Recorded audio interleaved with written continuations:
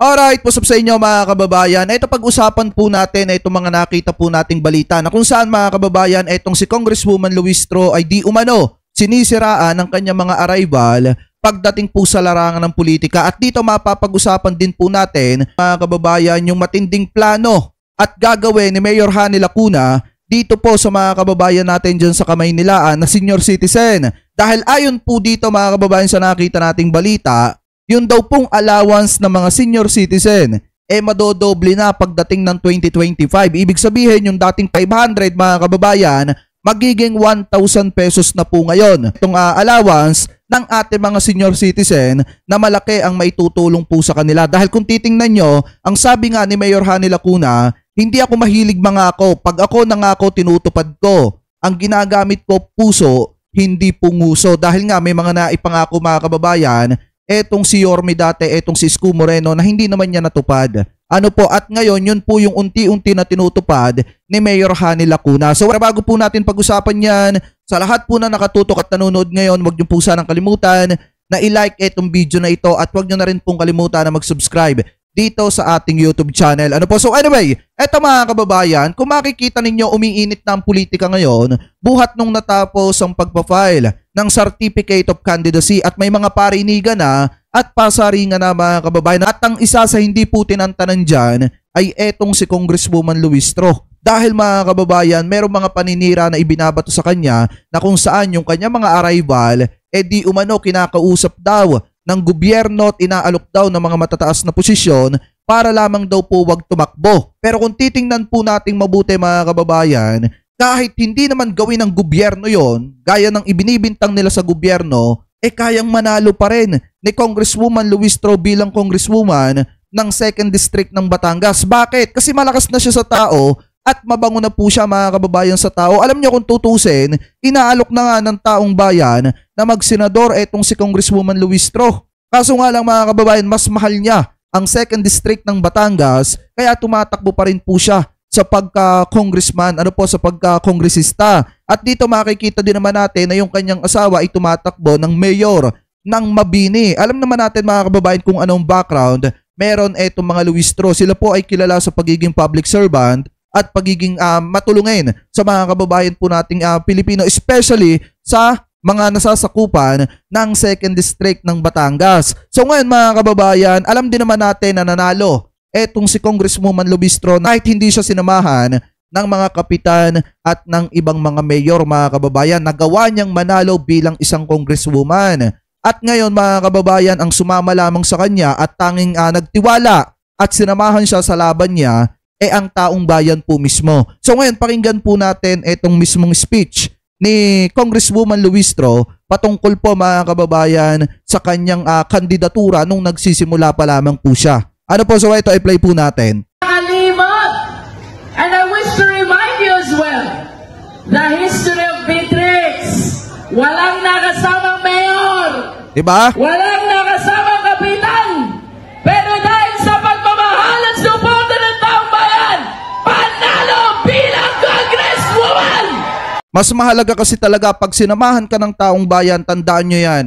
Kahit siraan po siya ng siraan, hindi siya masisira. Kasi kasama niya ang sambayan ng Pilipino. Sinamahan siya ng mga kababayan natin dyan sa Batangas para suportahan at iboto mga kababayan. Kasi nakikita nila na tapat at tunay yung hangarin po niya sa 2nd District ng Batangas. So ngayon kung titingnan po nating mabuti, alam naman natin kung gaano kalakas etong si Congresswoman Luistro at alam naman natin yung mga nagawa niya sa 2nd District ng Batangas. Kaya mahirap pong matalo yan kahit siraan ang siraan yan. Lalo na kung gagamitin pa na panira sa kanya yung sinasabing tinutulungan siya ng gobyerno para wag patakbuhin yung mga kalaban niya sa politika. Isang malaking kalokohan yan mga kababayan kung ako po ang tatanungin nyo. Ano po? Anyway, ipagpatuloy pa natin.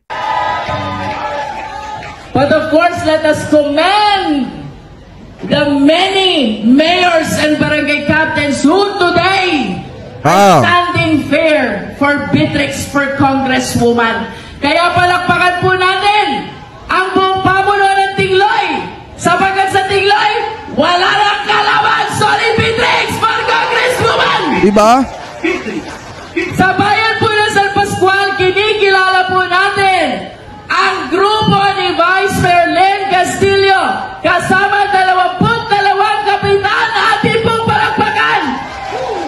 Diba? Sa bayan ng San Pascual, kinikilala din po natin ang buong pamunuan ng pamahalang bayan sa pangunguna ni Mayor Oscar Lito Hernandez kasama ang 21 kapitan. Palakpakan po natin San Luis. Sa bayan po ng Lubo, kasama po natin bagong-bago Mayor Imong Alpiler, Vice Mayor Lito Biera. Palakpakan po ninyo sila. Diba? And of course, sa bayan ng Kasi mga kababayan, kapag dala ng taong bayan, hindi matatalo yan. Ano po, kapag sinusuportahan ng taong bayan, malabong mapataob yan sa eleksyon. Kasi nga, suportado ng sambayan ng Pilipino yan. At kapag ito, take note, kapag maganda yung ginawa mo sa nasasakupan mo, hindi ka iiwanan ng tao. Susuportahan ka ng tao. Napakaganda ng mga feedback mga kababayan sa mga nagawa ni Congresswoman Luistro dyan po sa 2nd District at yung mga dating nagawa ng kanyang asawa mga kababayan bilang mayor ng Mabini. Kaya kung iisipin po nating mabuti, talagang hindi na rin nakakapagtaka kung bakit dinadala ng napakaraming tao etong si Congresswoman Luistro tuwing magkakaroon po ng eleksyon. Kasi nga, nakita nila yung pagbabago buhat nung siya ang naging Congresswoman ng 2nd District at nakita po nila yung pagbabago buhat nung naging mayor yung asawa nitong si Congresswoman Luistro dyan po sa Mabini, Batangas. Ano po? Anyway, ipagpatuloy pa natin. Number 1! Nasaan kayo? Diba? Nasaan ang taga-Bawan? Nasaan ang taga-Bawan? Diba? Ang taga-Bawan nananatiling most powerful supporter sa tambayan! Diba? At syempre po dito sa Mabini, damang-dama na ang pagbabalik ng naging San John Lloyd sa buhay ng Congresswoman! Palakpakan po natin ang Team Mabini sa pangunguna ni Mayor Beatrix Luistro! Alright. Seriously, my dear kababayan, alam ko naging hirap nyo sa akin. Kayo'y nagpuya. Tsaka marunong siyang tumanaw ng utang na loob sa mga kababayan po natin na sumuporta sa kanya at nagdala sa kanya kung nasa saan man po siya ngayon. Biruin nyo mga kababayan, di ba nakapunta tayo, naka-attend tayo dun sa groundbreaking nung isang school mga kababayan dyan po sa Maybawan, Batangas at nakita naman natin yung naging pakinabang sa mga kababayang Pilipino po natin dyan. Marami po makikinabang sa darating na hinaharap nung eskwelahan na ipinatatayo dyan po sa Maybawan, Batangas. Ano po? At nakita din naman natin yung mga naitulong mga kababayan dyan po sa mga kababayan natin na hindi talaga iniwanan ni Congresswoman Luistro at buhat nung nanalo siya ay kinapa niya yung mga taga Batangas. Ano po? Yung mga taga Bawan, Batangas na nasasakupan ng 2nd District. Ano po ngayon? Ipagpatuloy pa natin. Kayo'y naglakad. Kayo'y kung saan sagingan nagsuot. Sa higpit ng naging laban ni Beatrix for Congresswoman, ang pangako ko sa inyo, itaga niyo sa bato. Hindi ko pa alam kung may kalaban ako. Pero kung may kalaban ako, ang pangako ko sa inyo, ipagwawaswasan ni Beatrix ang kalaban. Sa Paul. Laga Batangas 2nd District! Laga Batangas 2nd District! Malakas ang palakpakan, sigawan pa sa ating district! At ako po... Diba mga kababayan? Kaya kahit anong paninira kay Congresswoman Luistro, mahirap sirain niya kasi bitbit na ang sambayan ng Pilipino po yan. Ano po? Anyway, ngayon punta naman po tayo dito sa isa pang topic na nakita po natin na kung saan mga kababayan, eto pong si Mayor Hani Lacuna, meron pong ginawa dito sa mga kababayan natin na senior citizen dyan po sa Maynilaan na kung saan mga kababayan dodoblehin niya po yung allowance ng mga senior citizen sa 2025 mga kababayan. Ano po yung dating 500 mga kababayan, ngayon magiging 1,000 na kada buwan yung madadagdag sa kanila pong allowance. So ngayon kung titingnan po natin mabuti, napakaganda at napakalaking tulong yan sa mga kababayan po natin, lalo na doon sa mga senior citizen po natin na umaasa lamang po sa kanilang mga allowance. Dahil unang-una, alam naman natin mga kababayan kung gaano kahirap ang buhay ngayon. At buti nakikita ni Mayor Hani Lacuna yung paghihirap ng ating mga kababayang Pilipino dyan po sa Kamaynilaan. Kaya napakalaki ang tulong talaga mga kababayan.